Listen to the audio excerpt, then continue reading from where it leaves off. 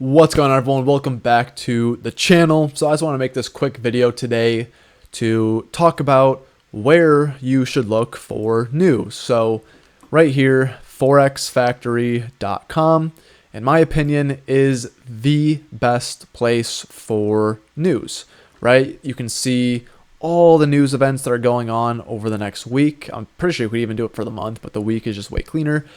And you can see, where you should not be trading or just, times to avoid and see what's going on.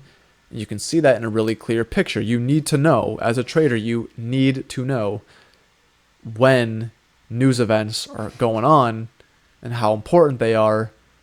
And you should not be trading through a news event, right? And yeah, it's called forexfactory.com.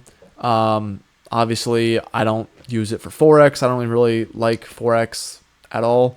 But basically, if you want to get my setup, let's actually go to incognito and then go to Forex Factory. So it's on default. So what you would do is go to filter, click none, expected impact folder, click that red folder, go to currencies, click none, go to US dollar, because obviously the US markets are going to be in US dollars.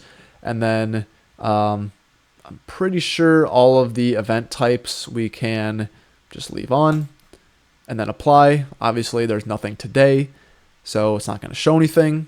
And then go ahead and click on the today, whatever date, and do default view this week, apply settings, and then click this week.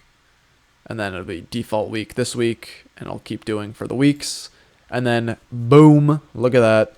We have all of the news for the US dollar, and you can see what's going on. So tomorrow, Halloween at 8:30, have employment cost index at 10, CB consumer confidence. Now, do we need to know exactly what the news data means, right? If the forecast is if the forecast is 1%, we come in at 1.1.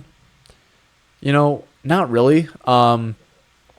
It is good to figure that kind of stuff out. You can just search, what employment cost index, how it works, all that kind of stuff. Go to details or whatever, and just see what's going on with it.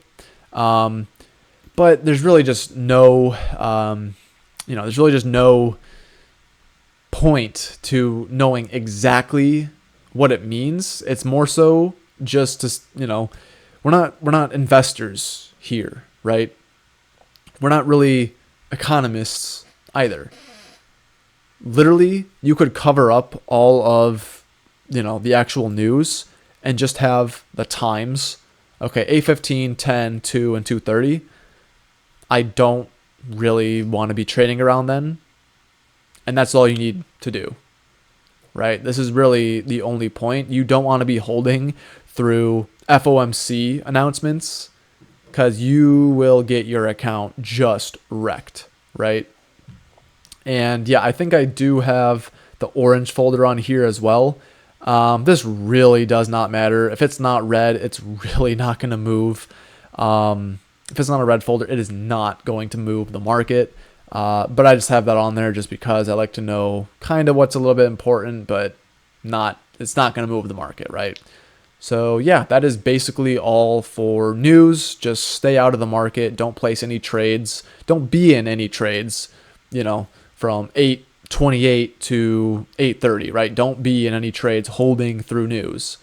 But before and after, yeah, you can trade. And then, the most important news event, in my opinion, that really, really moves the market is non-farm payroll, which is right here, and then FOMC and federal fund rates in the press conference at 2:30.